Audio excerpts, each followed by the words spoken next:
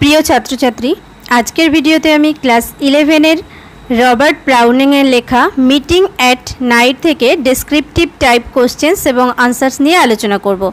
एर आगे आमी मीटिंग एट नाइट कविताटिर लाइन बाई लाइन बांगलाय व्याख्या करेছি एवं शर्ट कोश्चेन्स एवं आंसार्स निये आलोचना करेছি, तो सेगुलोर लिंक तोमरा डेस्क्रिप्शन बक्से पेये जाबे।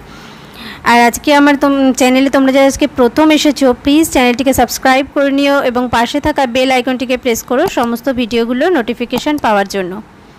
तो चलो शुरू करছি। देखो डिस्क्राइब फार्स्ट क्वेश्चन आछे, देखो describe the lover's journey at night to meet his beloved. Describe माने बर्णना करो द लाभार्स जार्नी माने प्रेमिकेर जे जार्नी बा पथ चला एट नाइट रात्रे टू मीट हिज बिलावेड माने तार जे प्रेमिकार संगे देखा करते जाওয়ার जे जार्नी सेटा बर्णना करो। अथवा माने एकटा कोश्चेन माने एखाने आमी तीनटे कोश्चेन करेছি, तीनटे कोश्चेनेर किन्तु आंसर सेम होबे, तो एक ही रकमই হবে, सेइजন্য आमी जे कोश्चेनगुलो आलादा आलादा करे लिखे निয়েছি। नेक्स्ट आरेकटा আছে देखो give an account of the lover's journey to his beloved in meeting at night. Give an account माने एकटा बर्णना दाओ ऑफ द लाभार्स जार्नी माने प्रेमिकेर जे पथ चला सेटार एकटा बर्णना दाओ to his beloved in meeting at night माने मीटिंग एट नाइट जे कविताटिते सेटिते जे प्रेमिक तार प्रेमिकार संगे साक्षाৎ करते जाच्छिलेन सेई घटनाटार एकटा बर्णना दाओ। नेक्स्ट देखो how does the poet in meeting at Night meet his beloved. How does the poet poet कवि किभाबे इन मीटिंग एट नाइट माने এই मीटिंग एट नाइट कविताটিতে मीट हिज बिलावेड माने तार प्रेमिकार संगे किभाबे देखा करेছিলেন। तो चले आसি उत्तर देखो meeting at night describes a lover's journey to his beloved. Meeting at night এটা বর্ণনা দেয় lover's journey to his beloved তার মানে প্রেমিকের একটা জার্নি বা যাত্রা তার প্রেমিকার সঙ্গে দেখা করতে যাওয়ার।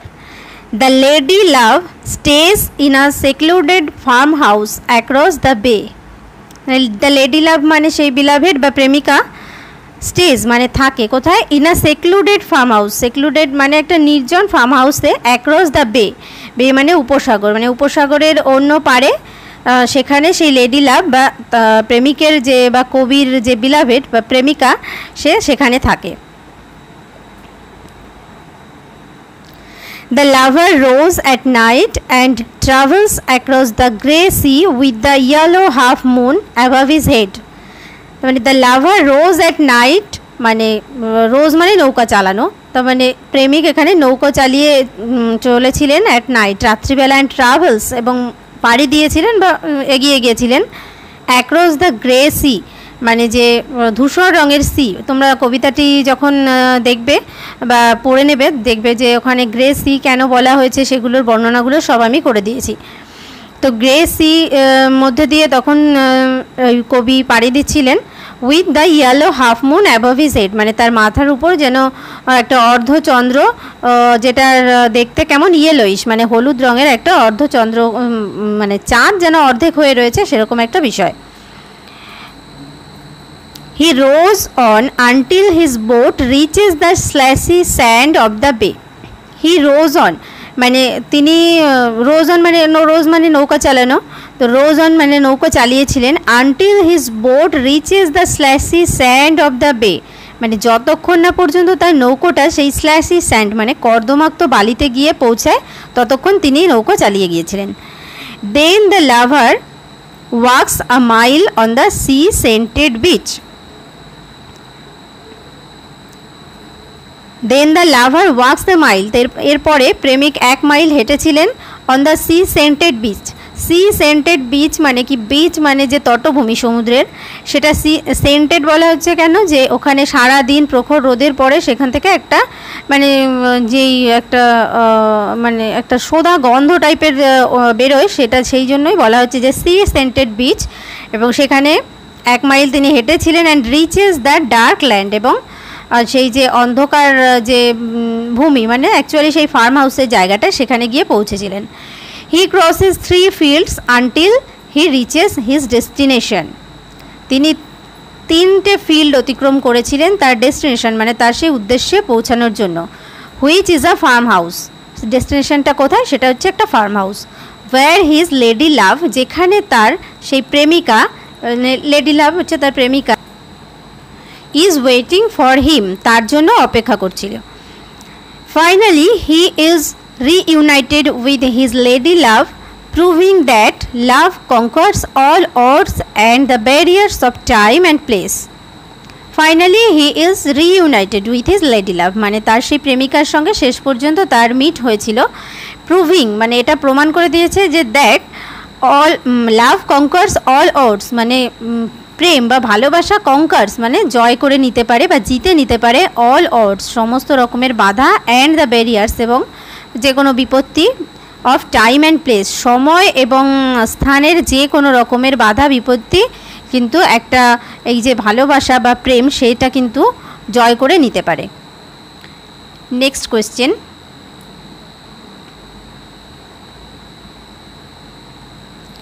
Consider Browning's poem Meeting at Night as a love poem. এই যে রবার্ট ব্রাউনিংয়ের কবিতা মিটিং অ্যাট নাইট, এটা যে একটা প্রেমের কবিতা সেটা বিবেচনা করো। দেখো, Browning's poem Meeting at Night is a very popular love poem in English literature. মানে ব্রাউনিংয়ের এই মিটিং অ্যাট নাইট কবিতাটি একটা ভেরি পপুলার, একটা খুব বিখ্যাত লাভ পোয়েম মানে প্রেমের কবিতা ইন ইংলিশ লিটারেচার, মানে ইংরেজি সাহিত্যের একটা বিখ্যাত একটা প্রেমের কবিতা। The speaker undertakes a challenging journey at night to meet his beloved.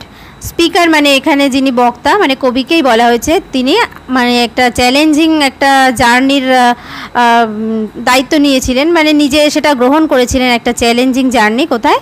At night, মানে রাত্রিবেলা। এটা একটা চ্যালেঞ্জ, কারণ অন্ধকারের মধ্যে দিয়ে সেই সমুদ্র পার করে বিচে গিয়ে তারপরে সেখান থেকে গিয়ে ফার্ম হাউসে যাওয়া, তো এটা একটা challenge.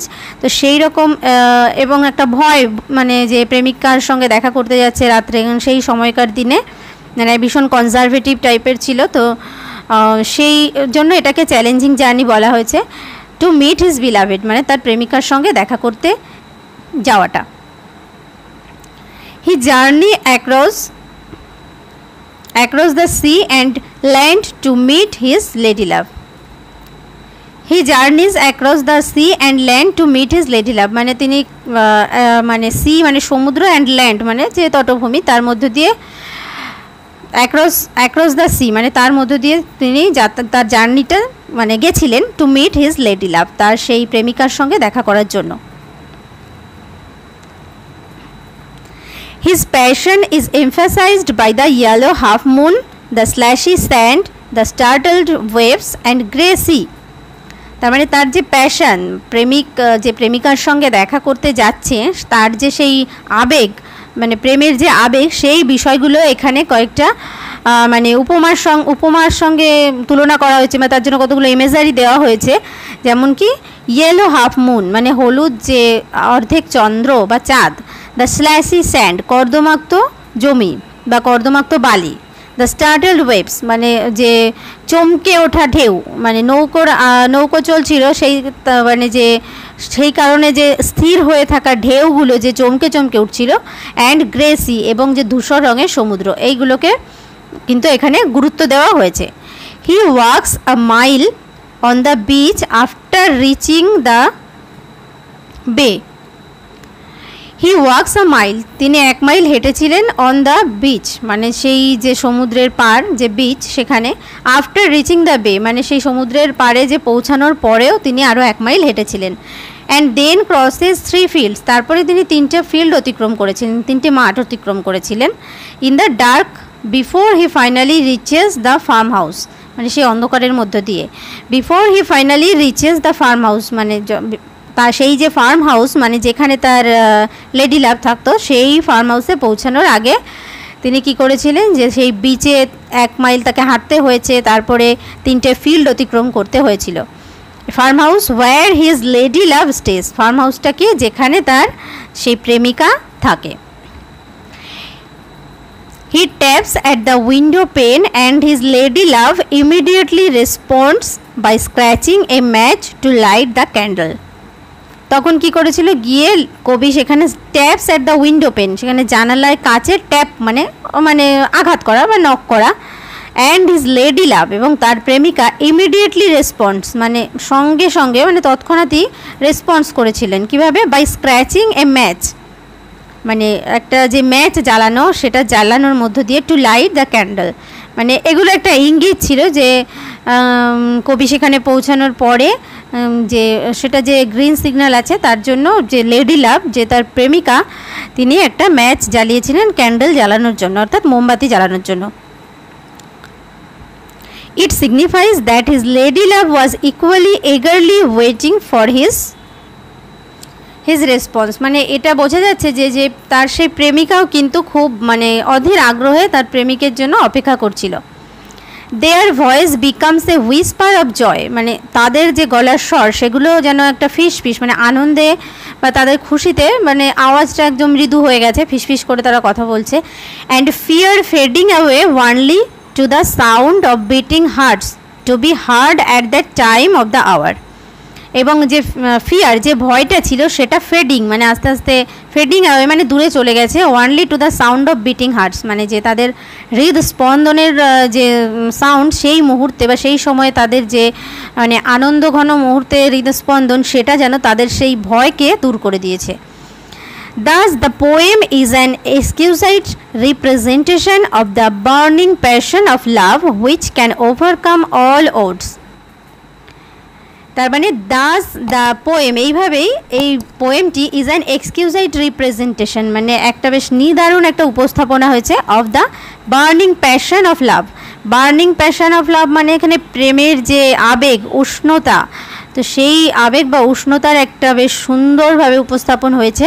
Which can overcome all odds, যেগুলো কাটিয়ে উঠতে পারে সমস্ত রকমের বাধা বা বিপত্তি। সুতরাং এটা যে একটা লাভ পোয়েম, একটা প্রেমের কবিতা, সেটা আমরা এই উত্তরটা থেকে বুঝতে পারি। তো এখান থেকে যে কোনো ধরনের প্রশ্ন আসলেই এই যে দুটো আনসার আমি করিয়েছি এর মধ্যে থেকে লিখলেই ম্যাক্সিমামটাই কভার হয়ে যাবে। ঠিক আছে, ভিডিওটি যদি তোমাদের ভালো লাগে তাহলে অবশ্যই একটা লাইক দিও, কমেন্ট করে জানিও, বন্ধুদের সঙ্গে শেয়ার করো। পরবর্তী ভিডিওগুলো নোটিফিকেশান পাওয়ার জন্য চ্যানেলটিকে সাবস্ক্রাইব করে নিও। Thank you.